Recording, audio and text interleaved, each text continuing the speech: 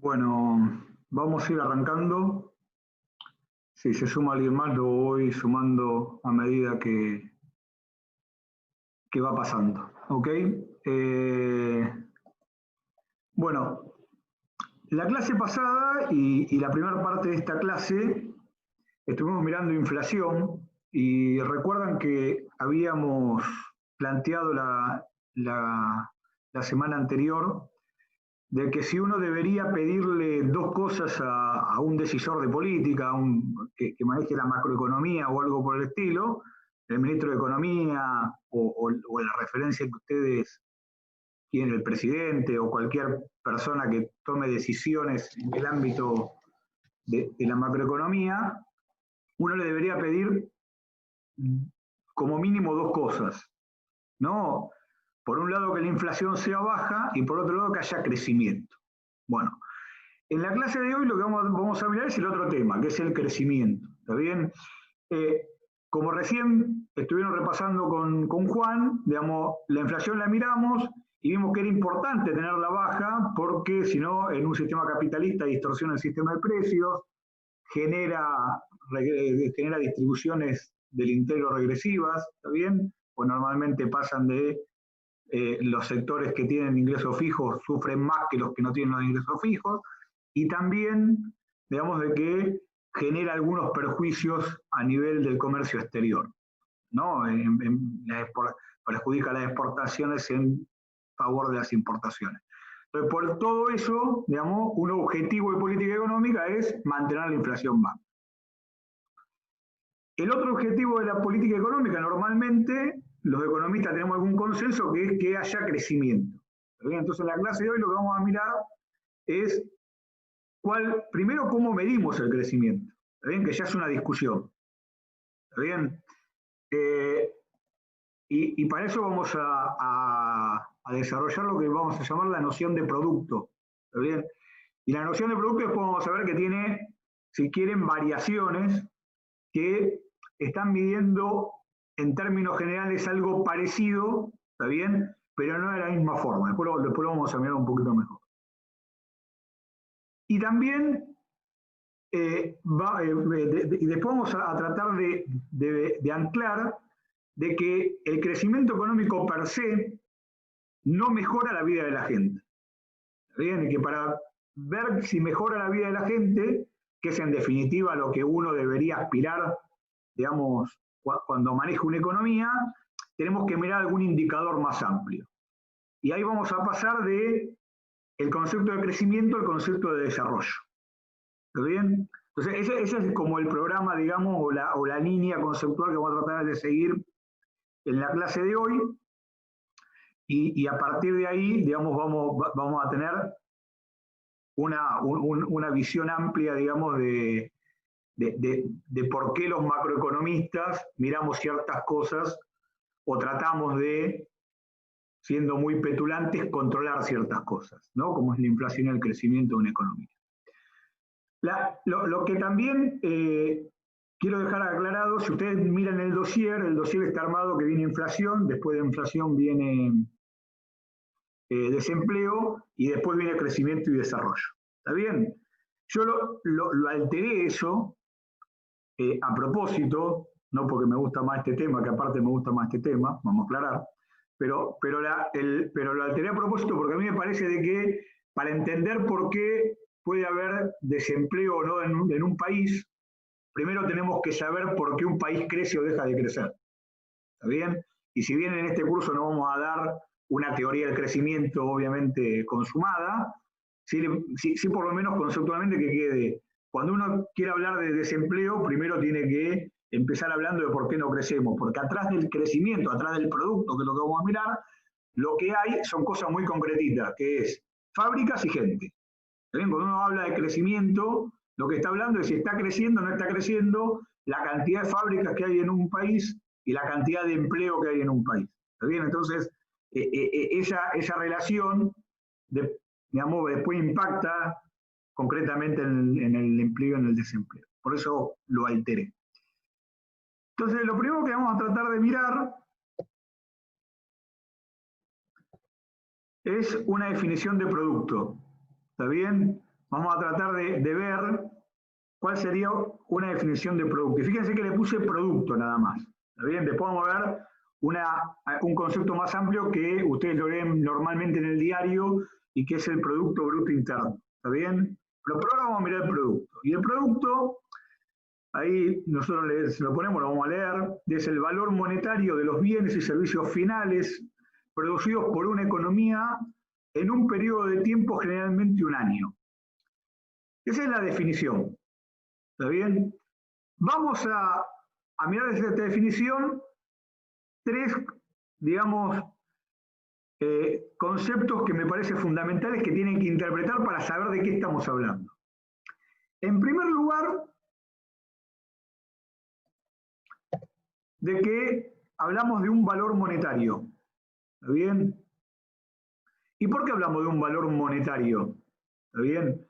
Porque en la economía de un país vamos a tener un montón de actividades que se desarrollan. Nosotros vamos a producir, yo acá le puse manzana y peras para poner siempre esta cuestión de que no se pueden sumar peras con manzanas, ¿no? Pero ustedes van a tener de que un país produce manzanas, produce pera, pero también produce helicóptero, hace casas, también genera servicios educativos, también genera servicios financieros. Entonces, esas cosas entre sí no se pueden sumar.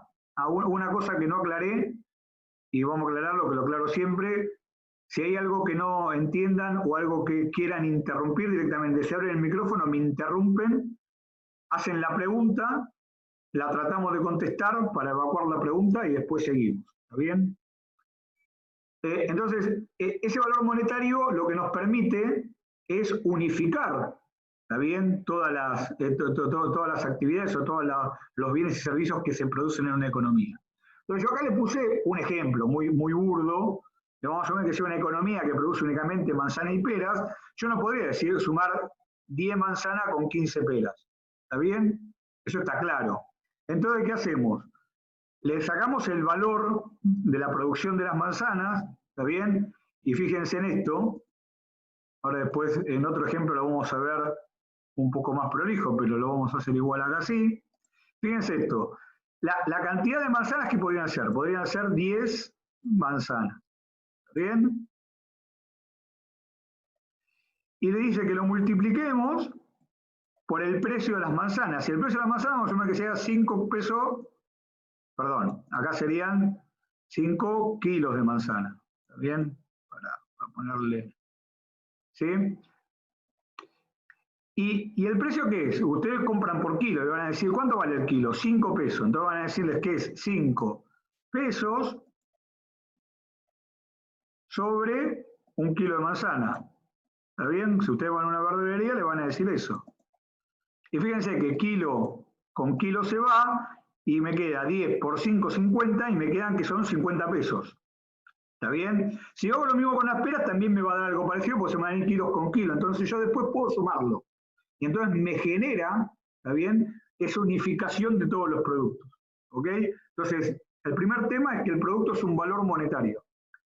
El segundo tema es que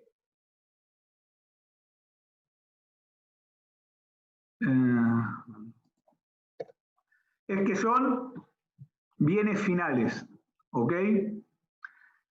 ¿Qué significa bienes finales? Los bienes finales son los que consumimos. ¿Está bien? Y en una economía hay 4 tipos de consumo, y son esos 4 tipos de bienes lo que vamos a mirar.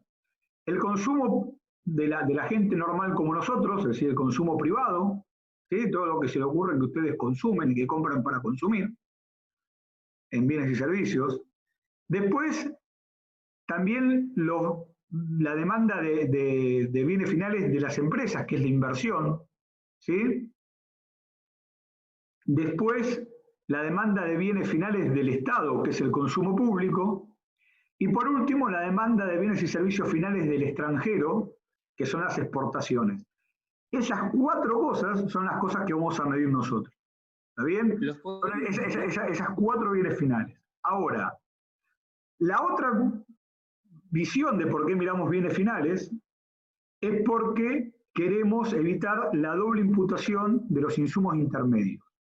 Lo dejo acá, le dejo así como una incógnita, queremos evitar la doble imputación de los insumos intermedios y en 5 minutos lo vamos a retomar. Pero también es para eso. También después ahora vamos, con un ejemplo, dar una clara interpretación de qué significa eso. Y por último, como el producto es una variable flujo, ¿se acuerdan las variables stock, las variables flujo? ¿Está bien? Como es una variable flujo, porque es todo lo que producimos durante un año, entonces es una variable flujo, tenemos que determinar un periodo de tiempo. ¿Sí? Ese periodo de tiempo normalmente nosotros lo vemos como un año.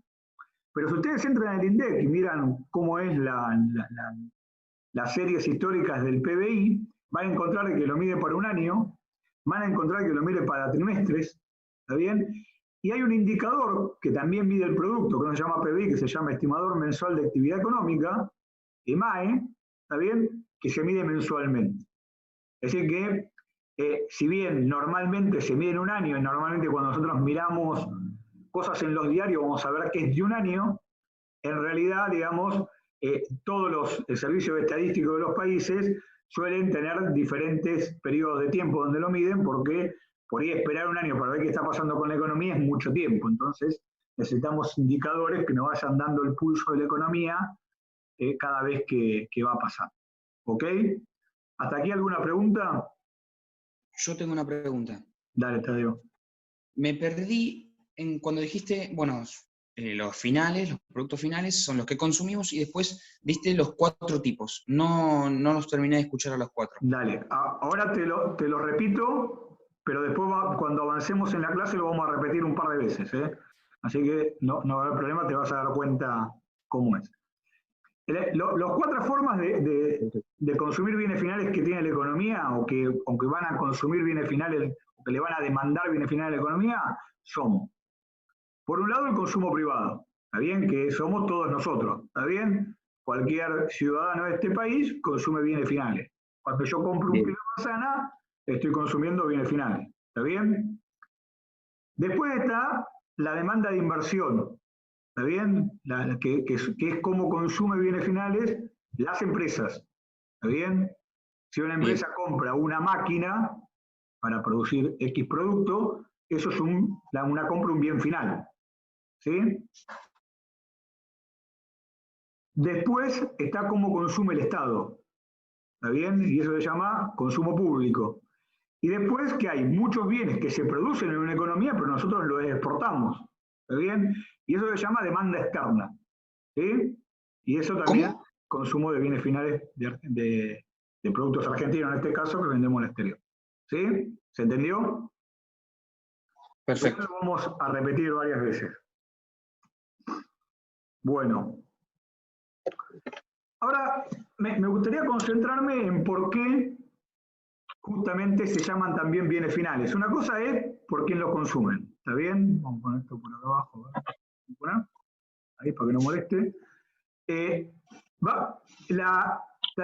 Vamos a mirar qué son los bienes finales. Pero ahora con un problema que también nos resuelve los bienes finales, que es el problema de doble imputación.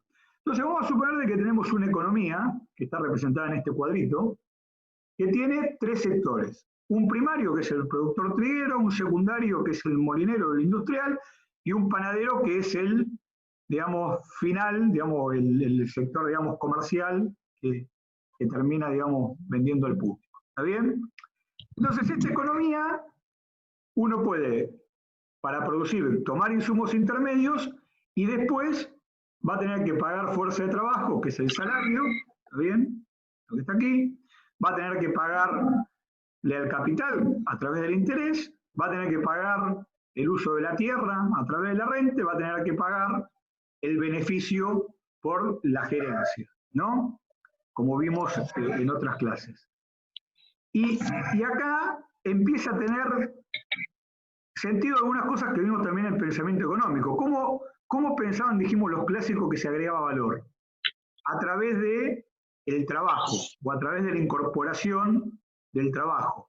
Y el trabajo lo van a dar estos 4 factores productivos, ¿está bien? ¿No? Acá lo hacemos más amplio el concepto de trabajo, ¿no? Entonces lo van a dar estos 4 factores productivos. Entonces, este productor triguero, ¿qué va a tener que hacer? no tiene insumos intermedios. Puede ser que no tenga insumos intermedios. Bueno, es un supuesto fuerte, pero es para que sean fáciles las cuentas, perdónenme. Le va a pagar 100 a los salarios, le va a pagar 100 al dueño del capital, le va a pagar 100 al señor de la tierra y le va a pagar 100 al que le gerencia el campo. Estos 4 pagos son los que él va a tener que recuperar. El valor de la producción, valor bruto de la producción, ahora después vamos a ver cuál es la diferencia al final, es 400, que es la suma de los insumos intermedios más todo lo que agregó valor. ¿Está bien? Que es el salario, el interés, o la renta y el beneficio. Es decir, lo que aporta el factor trabajo, lo que aporta el factor capital, lo que aporta el factor tierra y lo que aporta el factor gerencia. ¿Está bien? ¿Cuál es el valor agregado de este sector? 400. ¿Está bien? Que es lo que agregó valor, que son estas 4 factores productivos. Ahora, con esos 100 quintales de trigo, ¿está bien? El molinero va a tener que hacer harina para el panadero. Entonces, ¿cuánto debería pedirle el productor de trigo al molinero para recuperar lo que puso? 400. 400, ¿no? Entonces, va a venir estos 400 acá. Está bien que es lo mínimo que le debería pedir, ¿sí? Y después el molino va a tener que contratar trabajo, pagar los servicios del capital, pagar los servicios de la tierra y pagar el beneficio para el gerente de la fábrica de harina. ¿Está bien? Y de vuelta, digamos, le paga a cada uno. ¿Sí? Entonces fíjense que ahora el valor de la producción es estos 400, ¿está bien? Más los 400 que pagó a cada uno de los factores. ¿Está bien? ¿Por qué el valor de la producción tiene que ser eso? Porque si el molinero después vende a menos de 800, perdería plata, porque tiene que recuperar los 400 de los insumos intermedios. Ahora, la pregunta que hay que hacerse acá es si eso, si el molino agregó 800 en el valor agregado. ¿Y ustedes qué pensarían? Porque esto es el clic. Fíjense de que en los 800 de valor bruto de la producción están los 400 de los insumos intermedios. ¿Está bien? Y los 400 de los insumos intermedios fue el valor agregado que hizo el productor triguero. Entonces, en este valor bruto de la producción no es todo valor agregado. Valor agregado es únicamente lo que agregan los factores de la producción, que es 400. ¿Se entiende la diferencia? ¿Sí? Porque si no, a estos 400 los contaría 2 veces. En estos 800 están los 400 de este valor agregado más los 400 que agregó la línea del molino. ¿Sí? Entonces únicamente de valor agregado tiene 400. ¿Ok? Y ahora viene el panadero. Y el panadero antes de vender el pan lo tiene que producir. Para producirle tiene que comprar harina al molino. ¿Cuánto le va a salir la harina? 800. 800, ¿está bien? Y después tiene que contratar trabajadores, le tiene que pagar a los que pusieron las sobadoras, todo ese tipo de cosas que tiene una panadería, le tiene que pagar el alquiler al dueño del local o de donde tiene la fábrica y le tiene que pagar el beneficio al gerente de la panadería. ¿Está bien? Por lo cual, de vuelta, paga el salario, paga la retribución del capital, paga la retribución de la tierra y paga la retribución de la capacidad empresarial, y el valor bruto de la producción es 1.200. ¿Está bien? Pero estos 1.200, ¿está bien? Están incluidos los 800, ¿está bien? Que está compuesto por el valor agregado del molino y el valor agregado del productor triguero. ¿Ok? Entonces, ¿cuál es el valor agregado que hace? 800. No, fíjate que lo que hace son estos 400. Porque él lo que pagó de salario, a los factores productivos que le pagó, al salario, al interés, perdón, al trabajo, al capital, a la tierra y a la capacidad empresarial, que son 100 por cada uno, que es 400. ¿Ok? Ahora, si yo miro el total de la economía, fíjense, Insumos intermedios tuve 1.200. Y tuve 300 para pago de salario, 300, tengo una sociedad muy igualitaria, evidentemente, 300 para pago de capital, 300 para el pago de renta y 300 para el pago de beneficio. ¿Está bien? Que es la suma de cada una de las columnas. ¿Cuál es el valor bruto de la producción de esta economía? 2.400. ¿Qué es? O que sumo todos los insumos intermedios más todos los pagos de la retribución a los factores productivos, que da 2.400, o que sumo los valores, ¿está bien?, bruto de la producción de cada uno de los sectores, me da 2.400. ¿Y cuánto es el valor agregado? Que es lo que nos interesa a los economistas, porque a nosotros lo que nos interesa es lo que se agrega de valor en la economía. Es la suma de cada uno de estos valores agregados. ¿Bien? Es 1.200. ¿Ok? Fíjense que si yo tomaría estos 2.400, que esto es como la facturación de todos, cuánto facturó el molinero, el triguero, cuánto facturó el molinero y cuánto facturó el panadero, me daría 2.400. Pero ahí que estoy repitiendo la facturación del molinero y la facturación del productor triguero. ¿Está bien? Sería una mala medida. ¿Está bien? Por lo cual, para evitar la doble imputación, utilizamos el valor agregado. ¿Ok? Y fíjense que ¿cuánto vende el panadero al público?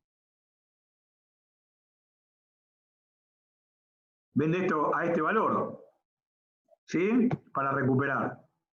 ¿Ok? El pan. Si lo vende a 1.200, el valor final es 1.200. ¿Ok? ¿Entendió todo el mundo más o menos? Sí, Cuando hay silencio entiendo que nadie entendió nada. Uy. Perfecto. Bueno, entonces vamos a seguir para la primera que sigue. Entonces, ahora,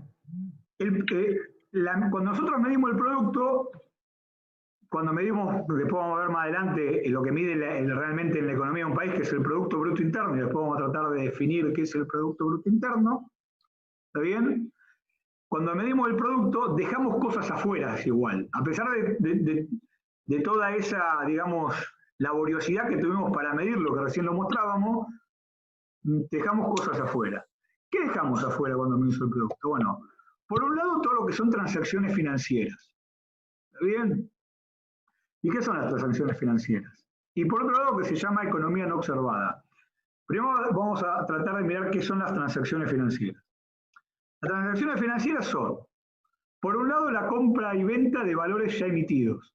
Es decir, vamos a suponer de que yo voy a la bolsa, ayer estaba muy barato el Banco Macro, ¿está bien? Porque durante la semana pasada un fondo común de inversión internacional decidió sacarlo de su ¿cómo se llama?, de su cartera, tanto el Banco Macro como el Galicia. Entonces, como estaba, eso generó de que haya muchísima venta de Banco Macro durante la semana pasada, y esta semana estaba muy barato. Entonces yo digo, uy, qué bueno, tengo una importante oportunidad de inversión, compro Banco Macro.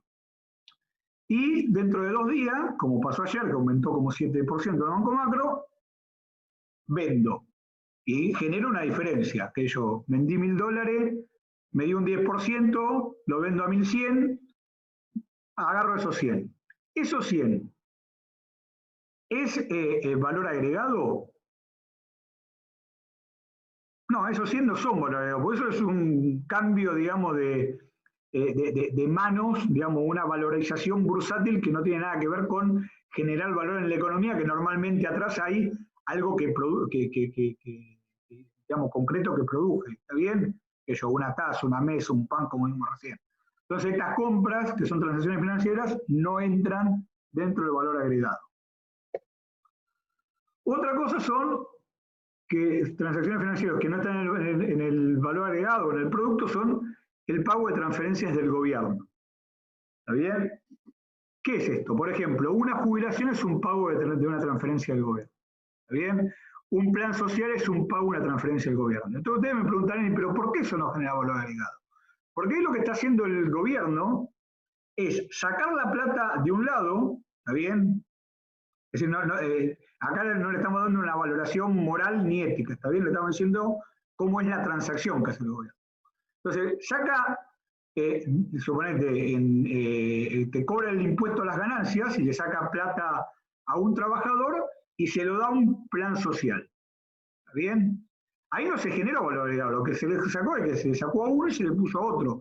Después lo que haga el señor del plan social, probablemente que haga una compra final, impacte en el producto, pero lo que estamos haciendo ahí es una transferencia de ingreso, y lo que se llama en economía redistribución del ingreso por una cuestión de política económica que puede estar bien o puede estar mal, de acuerdo a cómo uno lo mire. A veces se hacen esas cosas pero en forma regresiva, y la transferencia es al revés, se lo sacamos a un pobre para ponerlo a una persona con más plata, entonces es un poquito más éticamente cuestionable, ¿está bien? Pero lo que estamos haciendo en definitiva es sacar plata de un lugar y poner en el otro, pero no estamos generando valor, ¿está bien? Y por último, el pago de transferencias privadas. Está bien que acá es lo mismo, si yo le dono a alguien una determinada cantidad de plata, o una empresa dona o algo por el estilo, o le doy a mi hijo una determinada cantidad de plata, yo no estoy generando valor, sino que estoy, digamos, haciendo una transferencia. En este caso, en vez de ser desde el gobierno, digamos, es privada y normalmente, digamos, acá no es compulsiva, sino porque yo quiero. Cuando termina, faltan 10 minutos, cuando termina, cortamos y arrancamos ahí sí al toque nomás. Y después está la economía no observada. ¿Está bien? Para que ustedes tengan una idea, la economía no observada en Argentina es más o menos el 40% de la economía. Digamos, ¿no? En algunos países no es tan grande, en Argentina tenemos una tradición, digamos, de tener mucha economía no observada, por diferentes motivos que no vienen al caso explicar acá. Pero ¿qué es la economía no observada? Es aquella de que no pasa, digamos, por el ámbito de estar, digamos, de que no pague impuestos o cosas por el estilo, y ahora vamos a ver que hay diferentes situaciones por esto. Por un lado es la economía subterránea. ¿Qué es la economía subterránea? Es cuando las empresas, de forma deliberada, ¿está bien?, hacen elusión o evasión de impuestos. ¿Sí? Entonces, eso no queda registrado. Al no quedar registrado, ¿está bien?,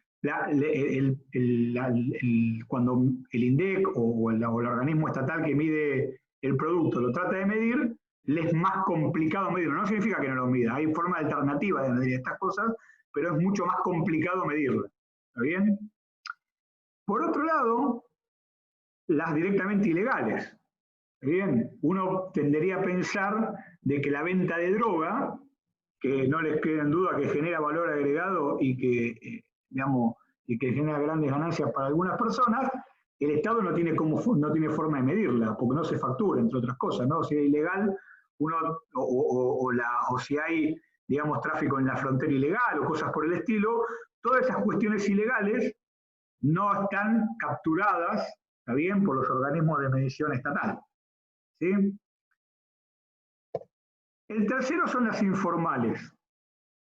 La economía informal es como una variación de la economía subterránea, pero que uno podría decir de que, entre comillas, como son actividades muy pequeñas de la economía, ¿está bien?, pero que no llegan a ser caseras, que hay, digamos, comercialización, pero es a un muy bajo rango, ¿está bien?, no están especializadas, y yo hago una torta en mi casa y la vendo al señor de la esquina y cosas por el estilo, obviamente no pasan por los organismos oficiales de control y ergo normalmente no están medidas en el PBI.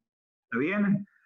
No es lo mismo que la subterránea. En la subterránea hay una decisión empresarial de tratar de evadir o de eludir un impuesto.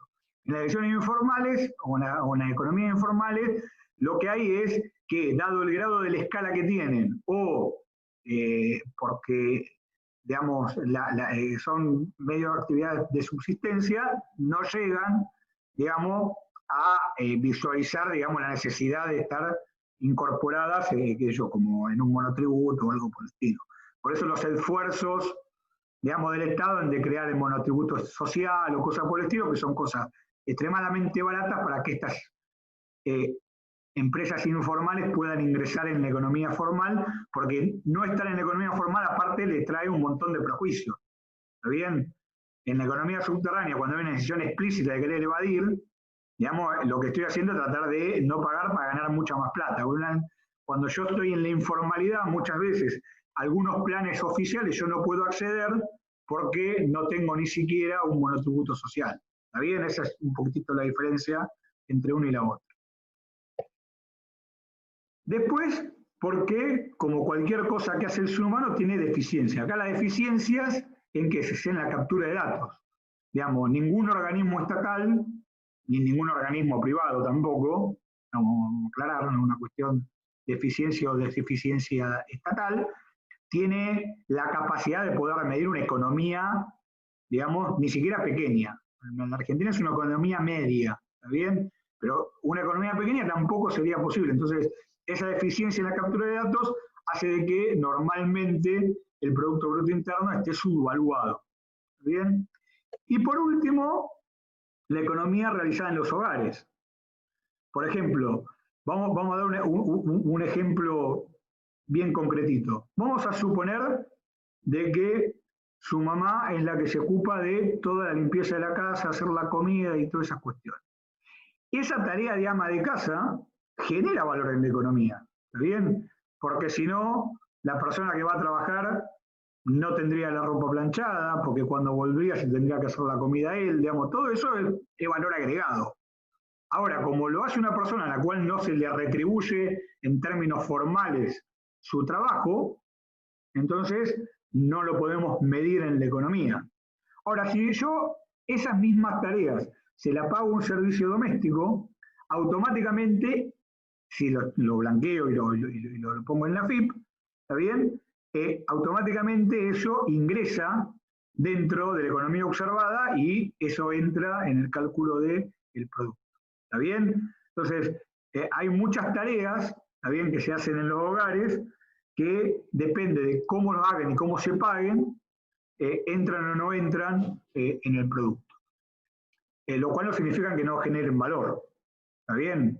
¿Sí? Son dos cosas distintas. Generar valor generan, lo que pasa que no está observado, y como no está observado no está medido, y como no está medido no llega, digamos, a estar incorporado en la medida del producto.